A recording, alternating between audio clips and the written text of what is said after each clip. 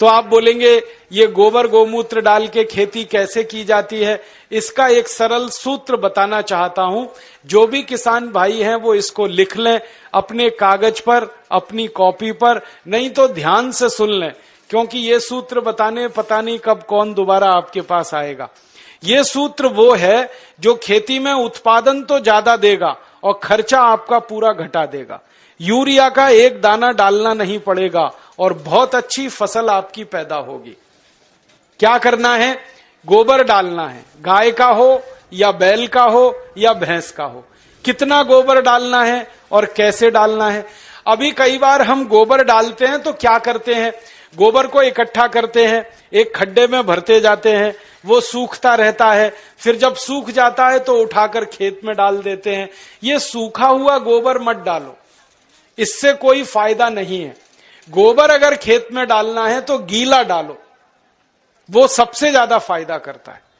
ऐसे में एक बात समझाऊं आपको, मैं आपको एक सूखी रोटी दूं खाने के लिए, आप जल्दी नहीं खा पाएंगे, और उसी रोटी को दूध में डाल के दे दूं, फटाफट खा लेंगे। एक सूखी रोटी दे दूं, नहीं खा पाएंगे, दाल में डाल के दे दूं, जल्दी खा लेंगे। गीली चीज जल्दी हजम होती है, मिट्टी को भी और शरीर को भी। तो खेत की मिट्टी में गोबर डालो तो गीला करके डालो। आप बोलेंगे कैसे करना है?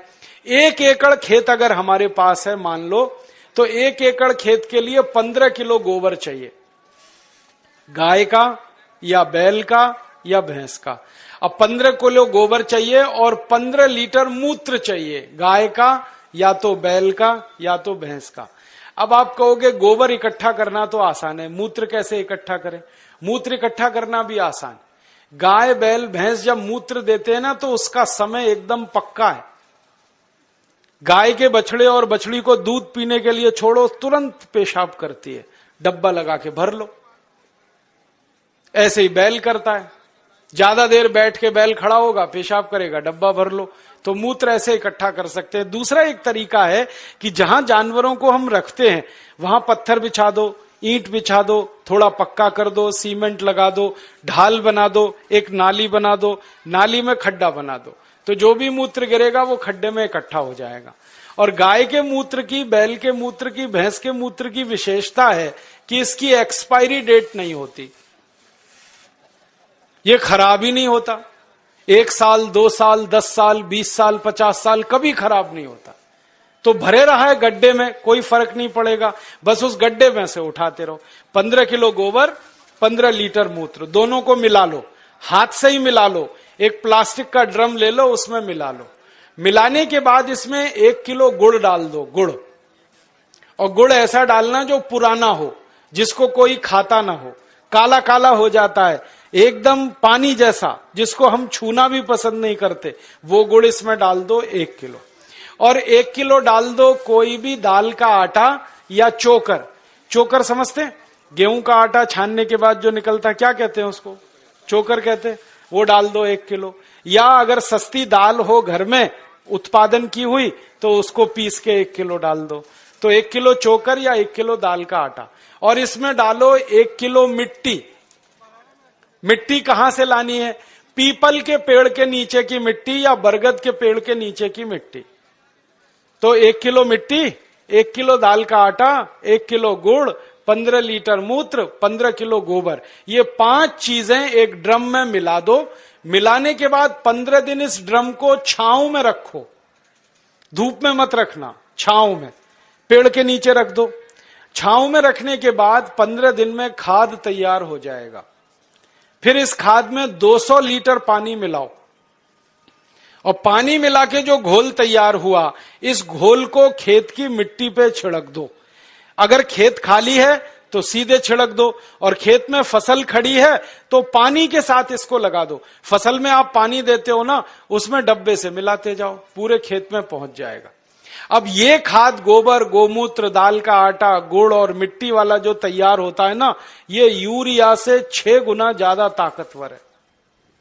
हमने इसकी प्रयोगशाला में जांच कराई तो यूरिया डीएपी में जितनी ताकत है मिट्टी को देने के लिए, उससे 6 गुनी ज्यादा ताकत इसमें है।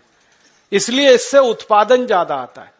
और इस खाद को हर 21 दिन में खेत में डालते जाओ। हर 21 दिन में अगर आपने डाला तो पूरे साल की एक साइकिल बन जाती है।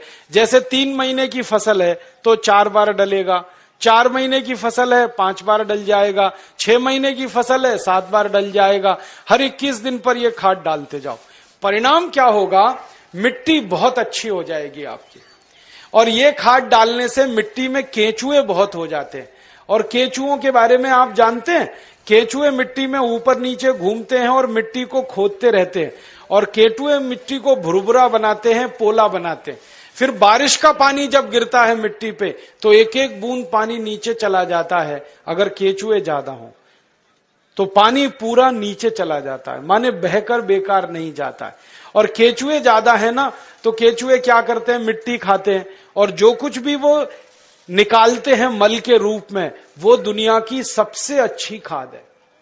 तो आपके खेत की मिट्टी में केंचुओं की संख्या बढ़ाओ और वो गोबर की खाद से बढ़ती है, क्योंकि केंचुए को गोबर पसंद है।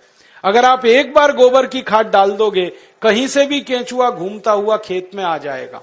और केंचुआ बड़ा विचित्र जीव है, 24 घंटे काम करता है, कभी छुट्टी नहीं करता, कभी संडे नहीं, कभी मंडे नहीं, और फोकट में काम करता है। कभी टीए नहीं, कभी डीए नहीं, कभी एचआरए नहीं, न छुट्टी लेता है न तनख्वाह लेता है। और ऐसा विचित्र जीव है ये केंचुआ कि साल भर ये जिंदा रहता है और साल भर में 1 लाख बच्चे पैदा करके ही मरता है।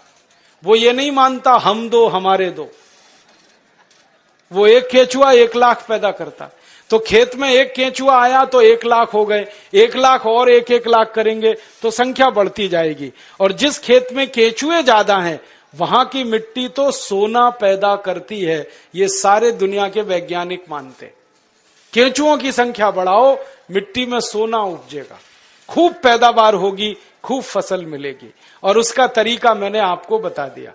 अब 2-3 मिनट में एक और बात कह के मैं व्याख्यान खत्म करूंगा, समय हो रहा है। अब आपको मैंने खाद बनाने का एक तरीका बता दिया, अब दवा बनाने का भी एक तरीका बताता हूं। ये खाद तो आप खेत में डालोगे, बहुत उत्पादन मिलेगा, लेकिन अगर आपका पड़ोसी किसान ये खाद नहीं डाल रहा है तो एक गड़बड़ी होगी। उसके खेत में कीड़े लगेंगे। जिस खेत में यूरिया पड़ता है कीड़े उसी खेत में लगते। जहां डीएपी लगता है सबसे ज्यादा फसल को बर्बादी उसी खेत में आती है। तो पड़ोस का किसान नहीं माना, वो यूरिया डालेगा, कीड़ा उसके खेत में आएगा, फिर वो आपके खेत में भी घुस सकता है, क्योंकि कोई बाउंड्री तो बनाई नहीं है आपने। तो कीड़े मारने के लिए क्या करेंगे? फिर उसके लिए एक दूसरा सूत्र बताता हूं। कीड़े मारने की दवा भी आप खुद बना लो, बाजार से खरीद के लाने की जरूरत नहीं है। 20 लीटर मूत्र ले लो किसी भी जानवर का, गाय का हो, बैल का हो, भैंस का हो, किसी का भी हो। अब इस 20 लीटर मूत्र में 2 से 2.5 किलो नीम के पत्ते पीस के डाल दो। नीम तो है, सब गांव में है। नीम की निम्बोली भी आती है, तो निम्बोली पीस के डाल दो, नहीं तो नीम के 2.5-3 किलो पत्ते पीस के डाल दो। फिर एक सीताफल का पेड़ होता है, देखा है, उसके पत्ते पीस के डाल दो 2-2.5 किलो। फिर एक पेड़ होता है, उसको आकड़ा कहते हैं, कहीं कहीं आक कहते हैं, कहीं आकड़ा कहते हैं, उसको अकौआ भी कहते हैं, तो उसका 2.5-3 किलो पत्ता पीस के डाल दो। फिर और एक पेड़ होता है जिसको हम लोग कहते हैं बेशरम, आप पता नहीं क्या कहते हैं। ये कैसा होता है मैं बताता हूं। बेशरम कहते हैं, समझते हैं, बहुत अच्छा। पान के जैसा पत्ता होता है, बिना बीज के होता है, बिना पानी के, इसलिए बेशरम कहते हैं उसको। हर गांव में होता है। तो 2.5-3 किलो बेशरम के पत्ते ले लो, 2-2.5 किलो नीम के पत्ते ले लो, 2.5-3 किलो इसके पत्ते ले लो सीताफल के, और 2.5-3 किलो आंकड़े के पत्ते ले लो, और इसमें आधा-पौना किलो तंबाकू पीस के डाल दो, और इसको खूब उबालो गोमूत्र में। उबालते समय इसमें एक काम और कर सकते हैं, आधा किलो लहसुन पीस के डाल दो, आधा किलो खूब तीखी मिर्च पीस के डाल दो, और उबाल के इसको ठंडा कर लो। ठंडा करके इसको छान लो। अब जो घोल बन गया है इसमें 200 लीटर पानी मिला दो, और ये 1 एकड़ फसल को किसी भी तरीके से सुरक्षित रख सकता है। और इसको स्प्रे कर दो खेत में। दवा तैयार हो गई। अब इस दवा को जब छिड़कना है तब छिड़क लो, बना के रखना है तो बना के रख लो। एक एक साल, दो दो साल ये दवा खराब नहीं होती, क्योंकि इसमें कोई भी ऐसी चीज नहीं है जिसकी एक्सपायरी डेट हो। तो कीटनाशक दवा बना लिया और खाद बना लिया। और अब तीसरा एक काम और कर लेना कि बीज जब खेत में डालते हैं तो बीज को खेत में डालने से पहले संस्कारित कर लेना। और संस्कारित कैसे करना? मान लो बीज लगाना है हमको गेहूं का, तो गेहूं का बीज लेना, पहले बीज बोने से 2 दिन पहले उसको 1 किलो गोबर, 1 लीटर मूत्र और 100 ग्राम चूना, चूना आप समझते हो, कलई चूना, 100 ग्राम कलई चूना, 1 किलो गोबर, 1 लीटर मूत्र, ये तीनों को मिला लो। कलई चूना को मिलाने का तरीका है कि पहले उसको पानी में डालो, खूब पानी को वो गर्म कर देगा, फिर ठंडा हो जाए तब उसको गोबर और मूत्र में मिला लो। मिला के ये घोल में गेहूं का बीज डाल दो और रात में डाल दो, सवेरे उस बीज को निकाल लो, निकाल के उस बीज को छांव में सुखा दो, और छांव में जब बीज सूख जाए फिर उसको खेत में लगाओ। तो इस बीज पर कभी भी कीड़ा नहीं आता, कोई कीट नहीं लगता, इतना बड़ा इंतजाम पहले ही हो जाता है, तो खर्चा बच गया और उत्पादन ज्यादा आता है। तो बीज संस्कार करके लगाना, खाद बनाने का तरीका बता दिया, कीटनाशक का तरीका बता दिया। और ये तीनों तरीके अगर किसान भाई इस्तेमाल करते हैं तो urea, DAP, super phosphate, endosulfan का 7 लाख करोड़ रुपया साल का हम बचा सकते हैं। और ये रुपया बचा के गोबर गोमूत्र से खेती करते हैं तो जानवरों की संख्या बढ़ा सकते हैं, और जानवरों की संख्या अगर बढ़ती है तो दूध भी ज्यादा मिलेगा, गोबर गोमूत्र भी ज्यादा मिलेगा। और मैं आपको एक बात कहना चाहता हूं कि आप सब किसान इसी तरीके से गेहूं पैदा करो, चावल पैदा करो, चना करो, दाल करो। हम भारत स्वाभिमान की तरफ से आपका सब खरीदने को तैयार है, क्योंकि भारत स्वाभिमान अगले साल से 1000 दुकानें खोलने जा रहा है पूरे देश में, जहां गोबर गोमूत्र का गेहूं मिलेगा, गोबर गोमूत्र का चावल मिलेगा, गोबर गोमूत्र का चना मिलेगा, जिसको अंग्रेजी में कहते हैं ना ऑर्गेनिक, एकदम शुद्ध देशी खाद का बनाया हुआ, गोबर का बनाया हुआ गेहूं, चावल, चना, दाल मिले। ऐसी 1000 दुकानें हम खोल रहे हैं। उन दुकानों पर आप जो पैदा करेंगे वो बेचने के लिए हम सुविधा देंगे, और आप बेचकर अपना मुनाफा रखो। दुकान चलाने के लिए 5-7% जो खर्चा आता है वो उसी में से निकल जाएगा। वो no profit no loss basis पे सारे देश में हम चलाना चाहते हैं। तो हम बेचने में मदद करेंगे, आप उत्पादन करो। और जब ये उत्पादन जरूरत से ज्यादा हो जाएगा तो हम इसको दुनिया भर के देशों में बेचना चाहते हैं, और दुनिया भर के देशों में ये बेचेंगे 4 गुना मुनाफा आएगा। मैंने लंदन में देखा, एक डिपार्टमेंटल स्टोर में यूरिया डीएपी का आलू है 1 स्टर्लिंग पाउंड का 1 किलो, और गोबर गोमूत्र का आलू है 4 स्टर्लिंग पाउंड का 1 किलो। 4 गुना महंगा बिकता है। मेरे कई दोस्त हैं, वो किसान हैं, महाराष्ट्र में आम की खेती करते हैं। वो गोबर गोमूत्र का आम अमेरिका को एक्सपोर्ट करते हैं, तो एक आम की कीमत 65 रुपए मिलती, और यहां यूरिया डीएपी का आम बेचते हैं तो 15 रुपए किलो में सब चला जाता है। कहां 65 रुपए का एक आम, कहां 15 रुपए का 1 किलो। तो मैं चाहता हूं कि सारे किसान जिनके पास सरप्लस प्रोडक्शन हो, उनको एक्सपोर्ट लाइसेंस उपलब्ध हो, तो सारी दुनिया में हम ये माल बेच सकते हैं। और पूरी दुनिया में भारत अकेला देश है जो ये सामान बेच सकता है, क्योंकि जो गाय और बैल हमारे पास है वो दुनिया में किसी के पास नहीं। दूसरे देशों के पास जो गाय है वो जर्सी गाय है, होलेस्ट्रियन और फ्रीजियन है, उसका गोबर ही काम का नहीं है, वो बिल्कुल बेकार, उसका मूत्र भी काम का नहीं। देशी गाय है ना, उसी के गोबर में ताकत है। जर्सी और विदेशी गाय का गोबर तो बिल्कुल बेकार है। तो इसमें जब गोबर लेना तो देशी गाय का, और मूत्र लेना तो देशी गाय का। और एक छोटी सी आखिरी बात कहता हूं किसानों के लिए, कि जिस गाय का गोबर गोमूत्र खेत में डालो 7 लाख करोड़ बचे। इसी गाय का, देशी गाय का मूत्र अगर आप पीना शुरू करो तो 6 लाख करोड़ और बचेगा, बीमारी ही नहीं आएगी। और गाय का मूत्र पियो तो सब बीमारी मिट जाएगी। मैं पिछले 12 साल से परीक्षण करता हूं, 48 बीमारियां हमारे शरीर की ऐसी हैं जो गाय के मूत्र से जड़ से ठीक हो जाती हैं। Tuberculosis, diabetes, arthritis, osteoarthritis, rheumatoid arthritis, bronchitis, bronchial pneumonia, ऐसी खतरनाक 48 बीमारियां गाय मूत्र पीने से जड़ से ठीक हो जाती। आप बोलेंगे कैसे पीना है? आधा कप गाय का मूत्र सवेरे सवेरे खाली पेट पीना है, सवेरे सवेरे रोज बस, और देशी गाय का पीना है। 3-4 महीने लगातार पी लो, सब बीमारी मिट जाएगी। आंखों में बीमारी है तो एक एक बूंद गाय का मूत्र आंखों में डाल लो, आंखों की बीमारी मिट जाएगी। कान में बीमारी है, कान में डाल लो, कान की बीमारी मिट जाएगी। सिर के बाल अगर झड़ते हो और बहुत ज्यादा रूसी आती हो, डैंड्रफ, गोमूत्र को पानी में मिला के बाल की मालिश कर लो, वो भी बीमारी मिट जाएगी।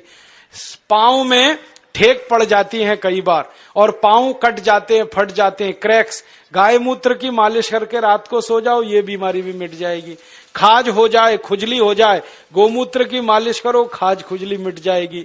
दाद हो गया, एक्जिमा, सोराइसिस, उस पे मालिश करो, वो भी मिट जाएगी। ऐसी बीमारी नहीं जो गोमूत्र से ना मिटे, बस इसको पीना है और लगाना है। अब बहुत लोग कहते हैं गोमूत्र पिएंगे कैसे, उसमें बास आती है। तो मुझे ये बताओ, दारू कैसे पी लेते हो? उसमें तो और भी बास आती है। दारू की बोतल पे बोतल गटक सकते हैं, तो गोमूत्र क्यों नहीं पी सकते? बस आधा कप पीना है। और आपको एक बहुत अच्छी बात बताता हूं कि जो लोग आधा कप गोमूत्र रोज पी सकते हैं, उनकी दारू छूट जाती है, क्योंकि गाय के मूत्र में भी सल्फर है और बहुत अधिक मात्रा में। दारू छूटती है, बीड़ी छूटती है, शराब, गुटखा, मावा, पान पराग सब छूट जाता है। और कभी कभी मुंह खराब हो जाता है ना, गुटखा खा खा के, और इतना खराब हो जाता है कि मुंह में फोड़ा हो जाता है, जिसको हम कैंसर की पहली स्टेज कहते हैं। उसमें गोमूत्र मुंह में भरो, ऐसे ऐसे मुंह में भर के उसको घुमाओ और कुल्ला करना शुरू कर दो, वो फोड़ा भी मिट जाता है। लेकिन इसका मतलब ये नहीं है कि गोमूत्र से मुंह का फोड़ा मिटा के फिर गुटखा खाएं, छोड़ देना ही अच्छा है। तो आप इस गोमूत्र का दवा के रूप में इस्तेमाल करो, व्यसन को छोड़ने में इस्तेमाल करो, शरीर की बीमारियों को दूर करने में इस्तेमाल करो। माताएं बहनें यहां बैठी हैं, उनको एक बात बताने का दिल कर रहा है कि बहुत सारी माताओं बहनों को जब गर्भावस्था होती है ना, तो डॉक्टर कई बार कहता है कि सीजेरियन ऑपरेशन कराओ, नहीं तो बच्चा नहीं आएगा। और उसके 20 बहाने वो बताते, कभी कहेंगे जगह छोटी है, कभी कहेंगे ये बीमारी, कभी वो ये। आप कुछ मत करो, बस एक काम करना, किसी गाय की बछड़ी का मूत्र लेना आधा कप, और उसमें 100 ग्राम गोबर उसका घोल लेना। गोबर मूत्र घोल के उसको कपड़े से छान लेना। और जिस मां को गर्भावस्था है और डॉक्टर चिल्ला रहा है कि ऑपरेशन कराओ, ऑपरेशन मत कराना, वो पिला देना उसको। 2-3 घूंट सुबह, 2-3 घूंट दोपहर, 2-3 घूंट शाम। रात को बच्चा अपने आप बड़े आराम से बाहर आ जाएगा, कोई ऑपरेशन नहीं करना पड़े। मैंने हजारों माताओं बहनों की डिलीवरी इस गोबर गोमूत्र से फोकट में कराई। और ये गोबर गोमूत्र में इतनी ताकत है, मैं आपको एक मेडिकल टर्मिनोलॉजी को सरल भाषा में समझाता हूं।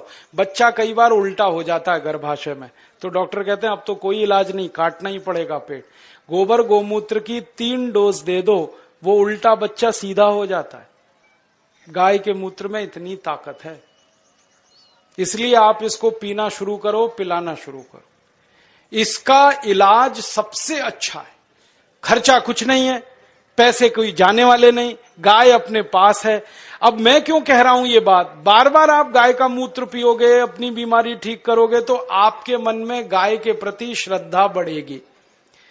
अभी तक तो आप दूध पीते थे, लेकिन दूध तो गाय हमेशा देती नहीं है, तो उस गाय को कसाई को बेच देते हैं। अब मूत्र तो जिंदगी भर देगी। तो मैं किसानों से कहता हूं, गाय को दूध के लिए मत पालो, मूत्र के लिए पालो। दूध मिले तो बोनस है, मूत्र असली है। और जो गोमूत्र पीना शुरू किया, आंख में डालना शुरू किया, बीमारी मिटती है। आंखों की एक बीमारी है जो दुनिया में कभी ठीक नहीं होती, उसको रेटिनल डिटैचमेंट कहते हैं। अमेरिका में भी इलाज नहीं है उसका। और एक ग्लूकोमा, बिना ऑपरेशन ठीक ही नहीं होता। ये दोनों बीमारी एक एक बूंद गोमूत्र से 3 महीने में जड़ से मिट जाती है। जिनको चश्मे चढ़ गए ना, चश्मा उतारना है तो गोमूत्र डाल लो तो चश्मा उतर जाता है। सब तरह की बीमारी आपकी खत्म करता है गाय का मूत्र, क्योंकि गोमूत्र में 18 तरह के रासायनिक तत्व हैं। सल्फर उसमें है, कैल्शियम उसमें है, आयरन उसमें है, मैग्नीशियम उसमें है, मैग्नीज उसमें है, भगवान के दिए हुए हैं, प्रचंड मात्रा में है, मुफ्त में है और बिना किसी साइड इफेक्ट के। तो गोबर गोमूत्र को खेत में डालो तो यूरिया का खर्च बचेगा, शरीर में पियो तो 6 लाख करोड़ की बीमारी का खर्च बचेगा। तो खाली गाय से ही एक साल में इस देश का 15 लाख करोड़ का फायदा हम करा सकते हैं। और ये ताकत हम में से हर किसान में है, और ये ताकत का अंदाजा किसानों को लग जाए तो भारत देश को सोने की चिड़िया बनने से कोई नहीं रोक सकता, और हमको आगे आने से कोई नहीं रोक सकता। हम तो पैदा करके दुनिया को खिला सकते हैं, इतनी ताकत गाय के गोबर और मूत्र में। बस अब एक काम करना, एक संकल्प ये लेके यहां से उठना कि गाय पालेंगे, उसको कसाई को नहीं बेचेंगे। मुझे दुख इस बात का है, गाय पालता है हिंदू, काटता है कसाई। क्यों? हिंदू बेच देता है, कसाई काट देता है। और हिंदुओं को पूछो भाई गाय क्यों बेची, कहने लगे जी दूध नहीं देती। दूध तो थोड़े दिन के बाद अपनी अम्मा भी नहीं देती, उसको भी बेचोगे? गाय अपनी मां के जैसी है, उसको कभी बेचना नहीं, किसी कसाई को देना नहीं, बहुत पाप पड़ेगा। अगर उसकी मृत्यु होती है तो ऐसे ही उसका अंतिम संस्कार करो जैसे अपने घर के लोगों का किया जाता है। अच्छा सा खड्डा खोद के उसको गाड़ दो। और मैं तो एक तरीका बताता हूं कि गाय मर गई तो उसका चमड़ा कभी मत उतारना, बहुत पाप लगता है। उसको ऐसे का ऐसा ही दफन करना, खड्डा खोद के, और जहां गाय को दफन किया वहां आम का एक पेड़ लगा देना। 3 साल में वो पेड़ इतने फल देगा कि आप तोड़ते तोड़ते थक जाएंगे। मैंने ये किया है। गाय का शरीर जिस मिट्टी में दफन हुआ वहां आम का पेड़ लगा दिया, और दूर एक दूसरा आम का पेड़ लगा दिया। उस आम के पेड़ पे 100 फल आते हैं, तो गाय के शरीर वाले आम के पेड़ पे 400 से 500 फल आते हैं। 4-5 गुना ज्यादा उत्पादन है, और आम बड़ा होता है और एकदम मीठा होता है। माने गाय जिंदा रहते इतनी हमारी मदद करती है, मरने के बाद भी इतनी मदद करती है। इसलिए इसको कसाई को तो देना नहीं। और गाय को काटें, उसका मांस बिके 10,000 रुपए, गाय को जिंदा रखें और उसके मूत्र से दवा बनाकर बेचें तो साल की आमदनी 2 लाख रुपए है एक गाय की। इसलिए गाय फालतू नहीं है, बहुत कीमती है, बहुत मूल्यवान है। तभी तो हमारे बुजुर्गों ने, पुरखों ने कहा कि गाय में 33 करोड़ देवता हैं। ये कोई सामान्य बात नहीं है। और जो देवता है ना, उनमें गोबर में तो लक्ष्मी है और गोमूत्र में धन्वंतरी है। ये अब समझ में आया। मेरी अम्मा मुझे समझाती थी, दादी, कि गोमूत्रे वसति लक्ष्मी, सॉरी, गोमय वसति लक्ष्मी, गोमूत्रे धन्वंतरी, ऐसा एक संस्कृत सूत्र हमने सीखा था। अब गाय के मूत्र में धन्वंतरी, गोबर में लक्ष्मी, तब समझ में नहीं आया, अब आया कि गोबर डालते हैं खेत में, खूब अन्न पैदा होता है और बहुत महंगे दाम पर विदेशों में बिकता है, तो डॉलर के डॉलर आते हैं। तो लक्ष्मी ऐसे है गोबर में। और मूत्र को उपयोग करते हैं तो बीमारी मिटती है, बीमारी मिटे तो धन्वंतरी ही है फिर। तो गोबर गोमूत्र में भगवान है, ये ध्यान रख के आप अपने घर में गाय लेके आओ। और मेरा तो आपको कहना है कि जर्सी गाय जो गलती से लाई हो तो तुरंत बेचो, देशी लेके आओ। जर्सी बेचोगे तो 3 देशी गाय आएगी। जर्सी खाती भी ज्यादा है, हगती भी ज्यादा है, और बिल्कुल बेकार है उसका गोबर, ना उसका गोबर काम का ना मूत्र काम का। आप कहोगे जो दूध ज्यादा देती है, वो दूध बिल्कुल बेकार है, कोई पीने लायक नहीं है। दुनिया के किसी देश के लोग जर्सी गाय का दूध नहीं पीते, भारत को छोड़कर। डेनमार्क में सबसे ज्यादा जर्सी गाय है, फिर भी वो दूध नहीं पीते, क्योंकि कहते हैं इससे कैंसर होता है, अर्थराइटिस होता है। तो इस जर्सी गाय को बेच के देशी गाय लाओ और उसको पालो, तो आपका ये जीवन सुधरेगा, परलोक भी सुधरेगा। और मैं तो मानता हूं गाय का सबसे बड़ा मूल्य है, सवेरे ही सवेरे सोकर उठो और गाय के चेहरे का दर्शन करो तो भगवान का दर्शन हो गया। इतना आनंद और इतनी खुशी मिलती है गाय का दर्शन करने में। आंखें देखो कितनी सुंदर हैं, चेहरा कितना सुंदर है। तो ऐसी गाय पालकर अपनी खेती सुधारो, खुद को सुधारो, देश को सुधारो। ये निवेदन करके मैं इस व्याख्यान को समाप्त करता हूं। आपको धन्यवाद देता हूं कि आपने बड़ी ध्यान से, गंभीरता से सुना, और निवेदन करता हूं कि ये करना जरूर। अच्छा, ये बताओ, करोगे? कौन कौन करेगा? जरा हाथ तो उठाओ। बहुत बढ़िया। और जब ये पैदा होने लगे गेहूं, चावल, चना, दाल, तो मुझे पतंजलि समिति को बताना, हम उसके बिकवाने के लिए आपकी पूरी मदद करेंगे। अच्छे से अच्छा भाव आपको मिले, अच्छी से अच्छी कीमत पर ये चीजें बिकें, उसके लिए हम आपकी मदद करेंगे। धन्यवाद।